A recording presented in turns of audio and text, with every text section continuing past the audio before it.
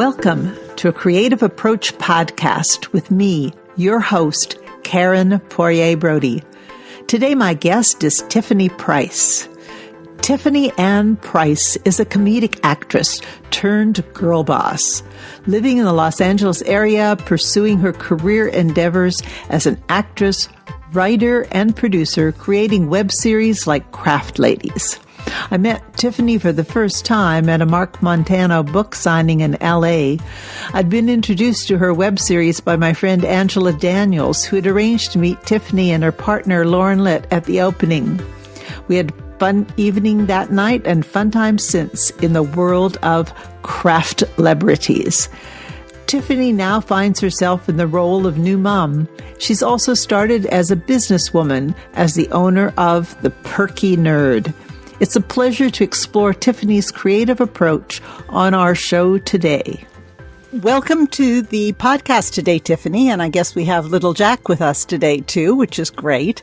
And so happy to have you here. Thanks for having me. Sure.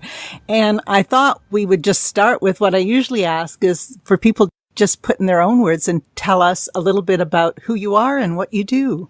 So I right now am a business owner of a comic book shop that sells Cold-Brew coffee, and we have lots of events. It's called the Perky Nerd, and it's in Burbank, California, and it was just something that I wanted to do. I originally wanted to do a cat cafe, but I have a lot of cats at home, so a crazy cat lady. Yes, I had a one-woman show because I originally came out to California to do acting. I still do that writing and producing and doing web series and all of that type stuff. But since having Jack a year ago, it's been, like being a new mom is a whole new thing. So a very challenging thing. Yeah. I don't know why I decided that opening a brick and mortar store after 6 months of being a new mom was a good idea, but it seemed like a better alternative to having someone else watch him while I could also still open a business. Well, that's true. I mean, it's a lot of work, I'm sure. It is. There's actually a daycare that's across the street from, like, I can see it out the window of our shop. So I'm always like, Yeah. But I think that people always tell me that they need to be potty trained because it's better to have them potty trained when they go to daycare. Uh-huh. Well, and that early time of bonding is always really good, I think. So obviously, acting, producing, running a business, you're a busy woman, and I was wondering if you could tell us a little bit about how you started in your career. You said you weren't from California originally. I'm from Arizona, so I've been doing theater and stuff my whole life. Uh-huh. Since you were a little girl? Yeah, I actually used to do... I was in beauty pageants and stuff when I was like 4, and, you get into dance and you do all that stuff. Mm-hmm. And then my family grew, and I got a brother and sisters, and so then it kind of was less focused on, my extracurricular activities, and then I just started doing it mostly in school, and instead of doing commercials and stuff. And then when I went to college, then I got a bachelor's degree in interdisciplinary arts because I thought if I have to get a degree, I'll do it in something that I like. And then I'll have a degree, and then my parents can't be mad at me for pursuing acting. Uh-huh. And then right after college, then I moved out here. But I did work at the zoo for a brief period of time because I do have a love for animals.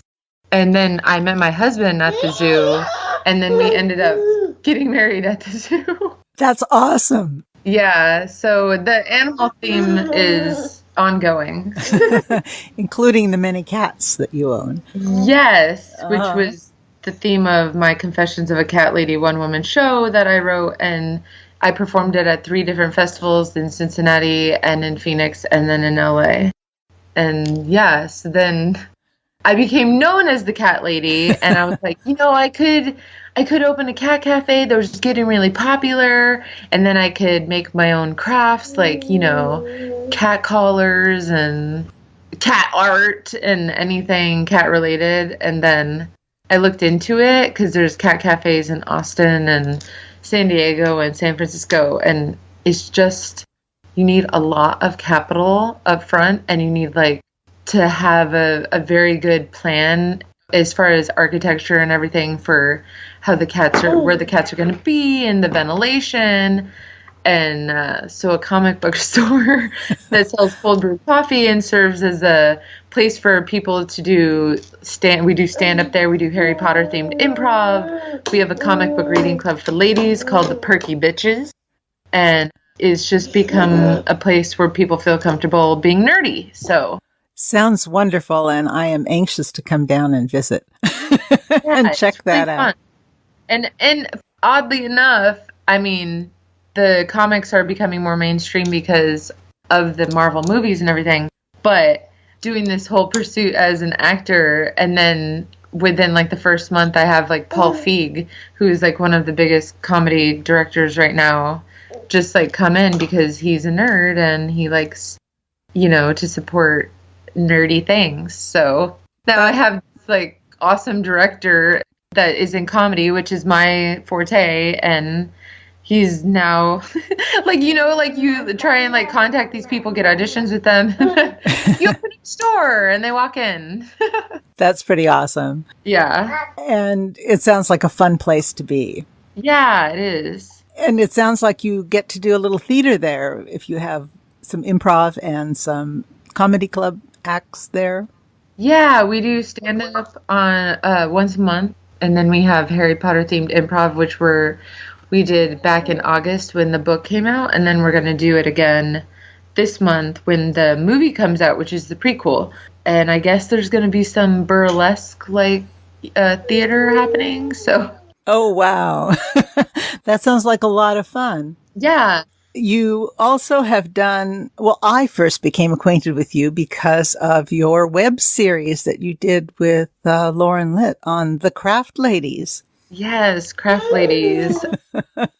And we did a lot of fun stuff with that. Like we did Craft for the Cure, and that was great for, like we did that in October, and it was a big event to raise money for breast cancer. There's like a theme, I guess that comes from being a woman maybe, but a theme of just always trying to help women, be a voice for women, to just do anything in the community to give back to women or help raise awareness.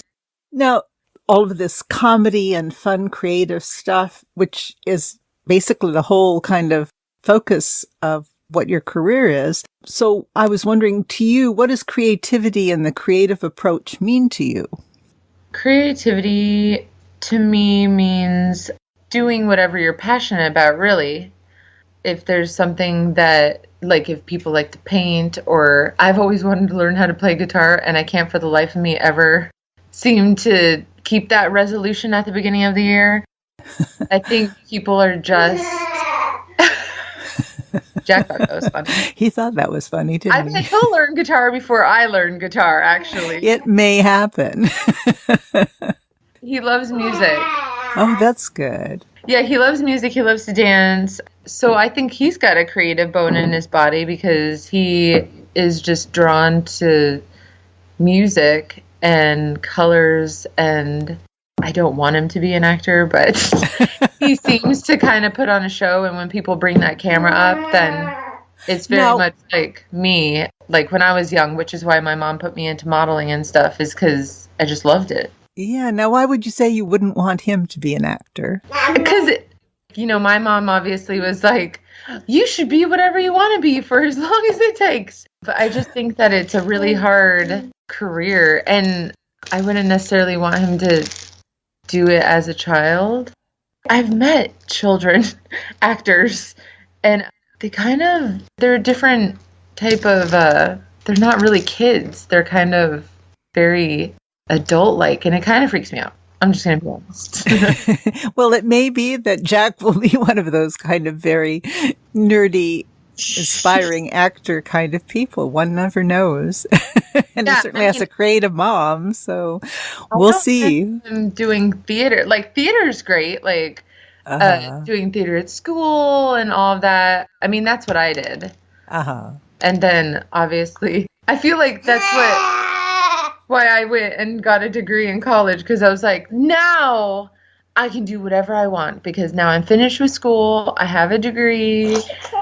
You know, I feel so like it's meeting your like, parental expectations of what you had to be to be a grown-up. Is that kind of how you look at it? Yeah, but I almost feel like they were self-imposed, like by myself on myself. I was always a really good student in honor roll and everything, so I just had like, I don't know. My parents were never like the type that were like, you have to do this.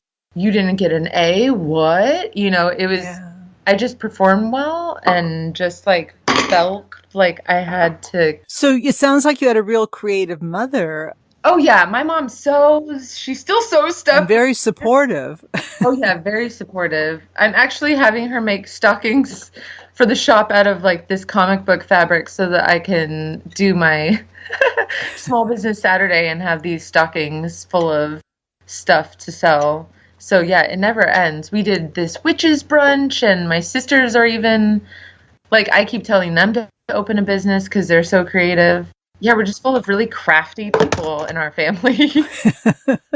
Yeah, well, I think heard a lot of people say, well, Tiffany doesn't really like crafts because the craft ladies kind of made fun of crafters. And I thought, well, not really. She just made fun of doing crafts badly. Right, which I think that, bless you, I think that was always funny to me because, so there's two things. I love crafting. I've grown up crafting. I was a Girl Scout. My mom was the Girl Scout leader. That whole type of thing, that my mom was really involved in everything that I did. So I love crafting, but my crafts, I definitely, like Karen in the show, my crafts were always like way over the top, or like you went that one step too far where it was like, it was nice, and now it's just crazy. So that's where you had to add that extra bit of glitter. Exactly. That's what we always said. Oh, this looks good. Now let's make it craft ladies good. Which is always like too much. You went too far. So, and then but you know, if you're having fun, what the heck? So when you're an actor and you come from comedy, everything is, you know, a parody or satire. You know, you always go bigger. So putting the two together seemed like the perfect combination for the type of person that I am. I love crafts. I always go too far. I always like other people's stuff. I'm always like, oh, why can't I just like rein myself in and do it nice and like have something that you can put up on the wall instead of like this thing that looks like a kindergartner when nuts with the rhinestones and the glitter. So it was. But if you're enjoying it, I encourage that. Yeah. But I do like the simplistic things that just look nice and clean and it's fresh and they use like one medium. It's like food too. I do the same thing with food. If there's like a buffet, then I have to try every single thing. So it's the same thing with crafts. Oh, is there beads? Is there glitter? Is that like I need all of it on my thing. I can't just go one route and have it be something you could sell on Etsy. And well, that's true of a lot of things. I notice, like you go to Comic-Con, but not only do you dress, you have usually a theme with you and your friends and your husband, right? Yeah, I mean, you go all the way. We do. So that's like the one thing that I do authentically and not in like a craft lady's way. Right. No, your costumes look very fine. Yeah. Very That's authentic. My husband's input is everything has to be authentic. And it's great. Yeah. So yeah, no, it's really fun. I love cosplaying. It is a lot of work. It's a different kind of crafting. It's serious craft. Yes. Those might be the people that think that we're making fun of them, but. Yeah, I mean, you're really into that, which of course goes along well with having a nerdy comic book store along with coffee, which is one of the great pleasures of modern life. I know. I love coffee. We would go get comics on the weekend, go get iced coffees, and then go play games at our house. So that's kind of where the concept came from, is let's just make a shop where people can do all that stuff we do on the weekends. And it worked. That's great. Now, you said you have siblings that are creative and a mother. How about your dad? Is he a creative sort? I'm hard to think. No, he's just a regular dad. I think that, yeah, he's a goofy dad that's just really supportive. Now that I have the shop, he always tries to help out. Like, helping me, he helped me paint the walls and he helped me sand all of the shelves. So yeah, he can be handy. I don't know about crafty. Well, but he sounds like a typical dad, which is great. Yeah. And a supportive one, which is wonderful. Yeah, he really likes to break down those boxes.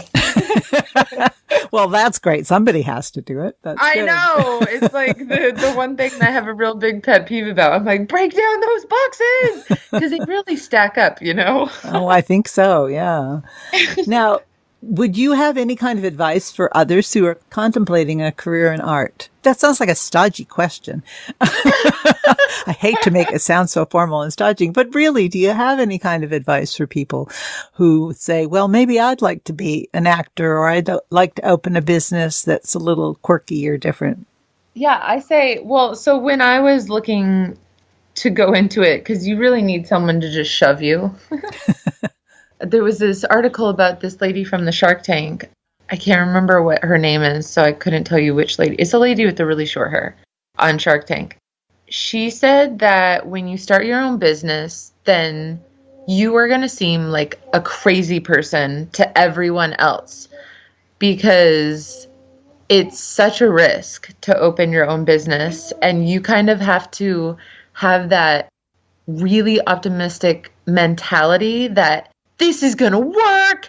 And when, there's a lot of people that are like, well, have you thought about this? Have you thought about this? I don't need to think about that because that's going to probably make you reverse in your tracks and not go through with it. So I thought that article was really helpful to me because I was like, I do feel like that. I do feel like a lunatic. Like this could be the biggest mistake ever. Like financially, it's hard. So that would be the kind of, I don't know if that's really advice, but more of like when you are going into it, then it's a risk. You just really need to be super optimistic, and it's going to seem like unreal optimism, like in a movie where you're like, oh my gosh, I'm not even thinking like logically anymore. I mean, if you have a good business plan and model and ideas behind your business venture or for your acting, then I think it'll work. Perseverance. I always look at those, those. Yeah. Well, acting involves, business. Well, I guess you're putting yourself out there too, and you're hoping people accept your product, but it's a little bit more tangible, I would think. Acting, you kind of have to be open to a lot of rejection, don't you? Oh, yeah. So the acting, I think that's what's hard about acting, because when you have a shop, you're going to get fans, and you're also going to get people that are like, oh, I want hot coffee. Like that's what I always get at my shop because we only have cold brew coffee. I would like to one day be able to open up, like if there was investors that were interested in my brand and what all of my plans that I have going forward, I would be open to opening, a nice little coffee shop too. But right now it's just cold brew coffee. So you have to deal with those people that are like, ugh. That's dumb. But then there's like 90% of people that come through the door that are like, this is amazing. And that's the same exact thing with acting, which I feel is why I'm so conditioned now after all these years of just dealing with that I'm like, I took this really great business for the actor from Dallas Travers, and it was all about, it's called show business. You're the show, and then there's the business part. So you are the product, which I think is really hard because you almost feel like not a human because you know what I mean? You have to put yourself into this product type thing. Well, there's a certain amount of emotional detachment from the rejection so that you don't feel like you're personally rejected, I would think. Yeah, you really need to be mentally stable or almost have a constant, I always lean on my faith. I think that is what helps for me, is to always stay grounded. I think that's why there's a lot of problems with drugs and alcohol in this industry because it is so hard and you need to escape. So I choose to go the Jesus route. And other people, and then also be in charge of other things. Like, that's why you have to create your own stuff. That's why Lauren and I got together and did the web series. We're in charge of this. We put our own time and money into this. And, and then you go on your auditions, which is in someone else's hands. You can only do what you can do in the room. And then you go home and you create again. So that's why we started doing the web series, actually, is because you have to feel like you have some sort of say and control in this business. So writing and producing and things like that give you that more of that sense, I would imagine. Yeah, for sure. And then you actually feel like you're acting and you're doing something because you're just going on auditions all the time and, putting all this work into prepping all these, scenes and everything. And then you never get booked. It just feels like, I don't know, what is this life? What is happening? So yeah, you have to stay grounded. You have to find an outlet to feed your creative side and feel like you're achieving something in this industry. You know what I mean? Yep. So and then you also have to treat it as a business, which also helps you separate yourself as the product and as your human self that you go home to, and you're a mom and you're a friend and you're, a sister and everything. Like, that is a different person. And then you go in the room and you're this professional person, and that hopefully one that they want to hire for the job. So it's very hard mentally, I think. Yeah, but I think you've given some good insights to people who might be thinking about what is involved in your career as an actor, and good insights into, starting a business and getting, your enthusiasm for it, and then building from where you can, and then thinking about your plans ahead of what you can do with your business. I think that's good. I think if you, it all comes back to, like, you have to have a passion for it. I actually was thinking about opening a Chick-fil-A. Because here's the thing about Chick-fil-A, just to start any business, like, hey, I want to start my own business. I want to be my own boss. What can I do? Well, if you have $10,000, you can go and open a Chick-fil-A. There is an extremely long process to getting to that point of giving them $10,000 and being able to open a Chick-fil-A. There's, you have to have people vet for you and everything. If you do get to the end, and I went around and interviewed some Chick-fil-A business owners, and one of them was a woman, and she was a young woman, and she was out in Pasadena, and she took the time to tell me about her experience.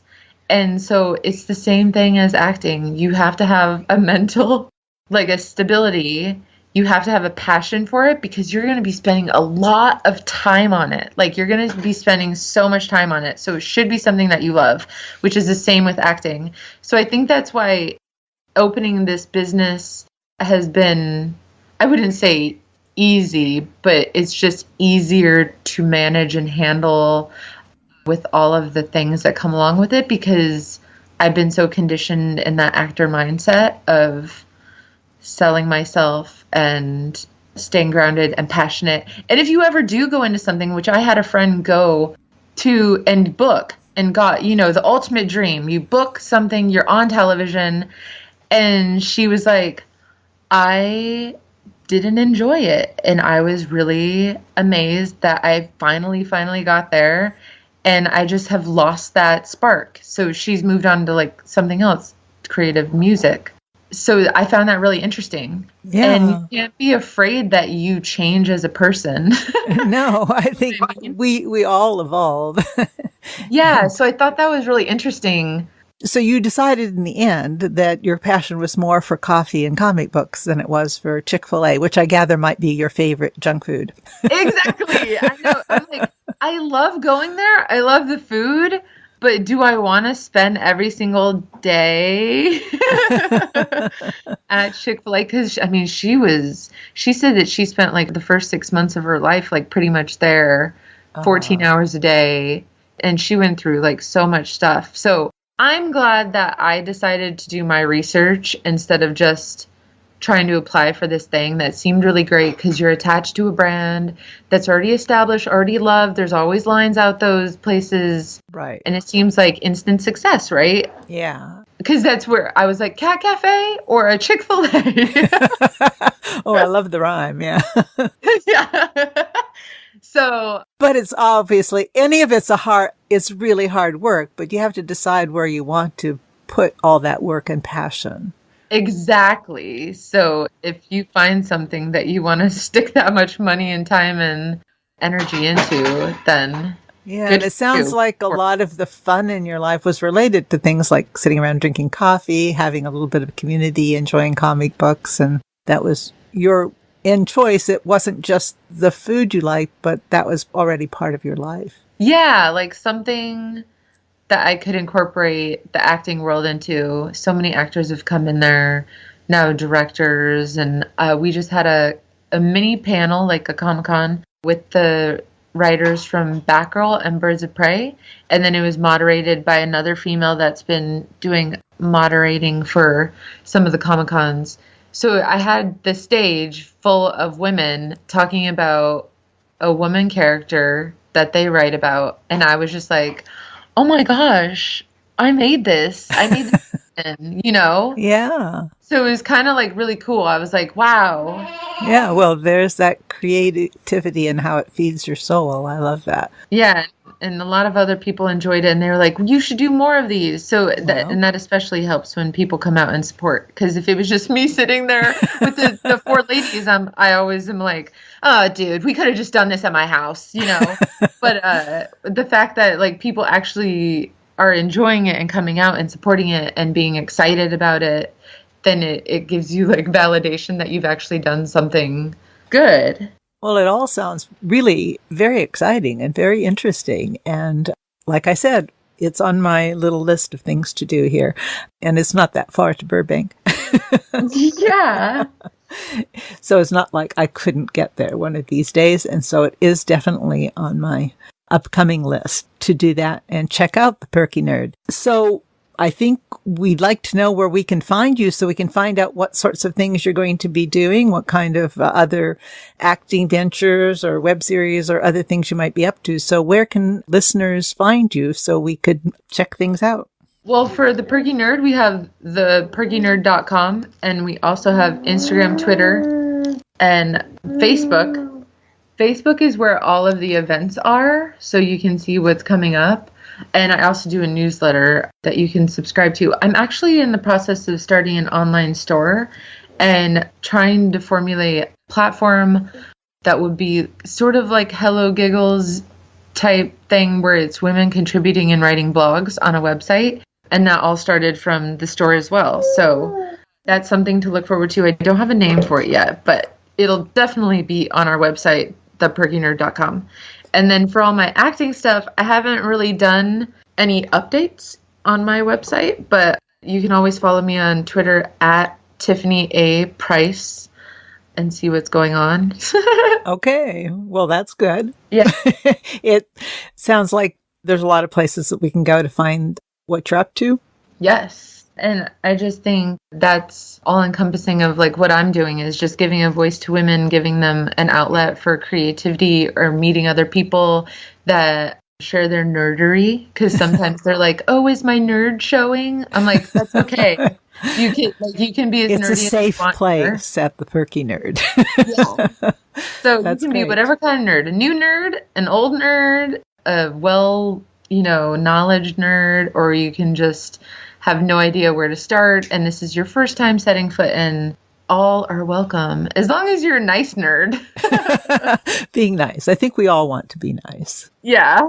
So I want to say thank you to you and to Jack, who's been very cooperative. Oh, sweet. He's been a really good 1-year-old kid, and we appreciate having you folks on the show today. And thanks again. Yeah, thanks for having us.